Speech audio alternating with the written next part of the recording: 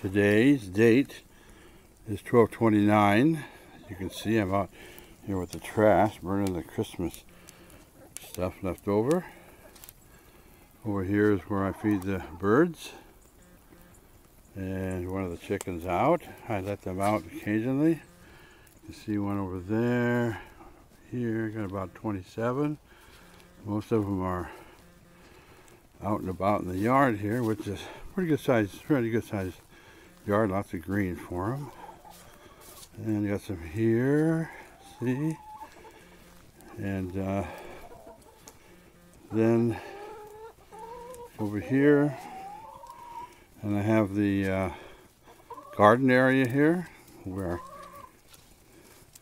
by the way, it's approximately 3:31 in the afternoon. I get them out late like this because they're going to go roost pretty soon, you know. And so here they are in the garden, looking for stuff. They do a very good job, by the way. They move that stuff around. I have some chicken manure there that I'm going to go in the garden this year. It's going to flatten it all out and let it set and kind of cover it in the spring. Let it heat up and all that stuff like that. Be good. Those are my berries, and they're boysenberries. Patch is a new batch, second year on them. Over here is all my strawberries. Two big rolls raspberries and strawberries. Yeah, I used to have strawberries. These are raspberries. They're very good producers. Down here, you'll see in the little netting in front of me here, 1, 2, 3. Actually, yeah, there's 3 big blueberry bushes that are fairly young, but they're getting bigger now. I have some covered with some netting. I don't have to do this year. There's a shed right here that I made for Rita to store all her stuff in it. So she has a big 12 by 12 shed, or more than that. And yeah, 12 by 12. And I made it just for her. She stores all of her stuff in there. She has it full of all the Christmas stuff and everything. It's a very nice little thing. I've since repaired these fences around here. And so we come over here to the pins. That's the 2 big pins I have. And here, inside of here, you can't see it, but that's a big 4x8 storage area for my sawdust and stuff like that, covered. These are covered roofs. I have the stuff here. You see the visqueen tape there? Plastic that I have, I put around there to keep the wind and rain off of this area. It seems to be it.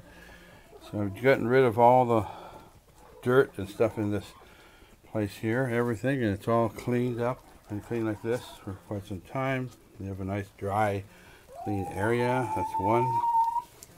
And then there's another one over here. It's a very chilly day today, maybe somewhere around 34, 35.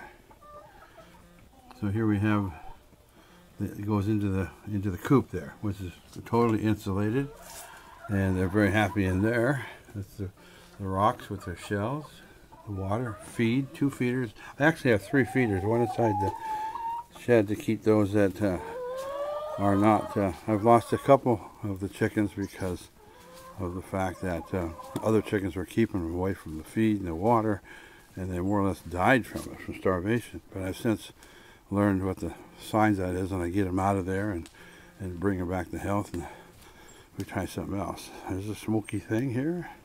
Kids play over there. There's the roof house. I did have a leak right up there, and I found it, fixed it, repaired it. It was on the crown. Don't ever walk on the crown of your roof. Just push it in, and it'll leak right from there. That's what happened. So see, you have it fenced off here with this fencing. Keep them out of that area and the neighbor's yard. And you see that. This is the watering area where I have a little thermal thing here to keep my vinegar and all that stuff in, and medicines. I don't use medicines, but extra stuff that I use. Treat the wounds or whatever, And Junior's car into there. And it keeps it from freezing right there. It's a good thing to use outside. And so my rototiller ready to go pretty soon here.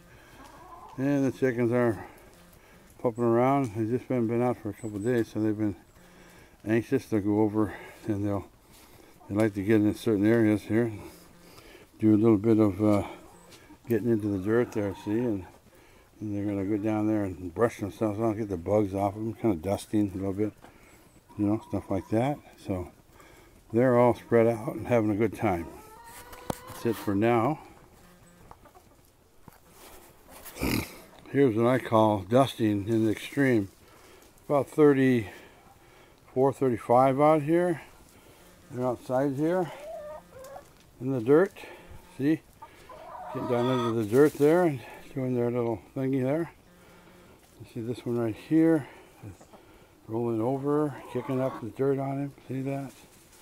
And shaking it all up and cleaning. That's how they clean their feathers and do stuff like that. It's like everyone wants to get in the same hole though. So you get somebody that's a little, what do you call it? That one there is probably a little more pecking at him there. You have that spot. I want that place. You made that hole, but I want it. And they try to take it from him because I'm smarter than you. I'm braver than you are. I'm higher up on the chain than you are. But didn't want it that bad. She turned her head around, you know. Very patient. They lay there like they're half dead or something. Then they just kind of, they get a feeling. See, this one here wants to roll over here and the stuff on them. It's kind of mad. But when they get done, they walk around and just like a dog, they'll shake themselves off and that stuff just come flying off there, and they look as clean as ever before. Amazing birds. Amazing.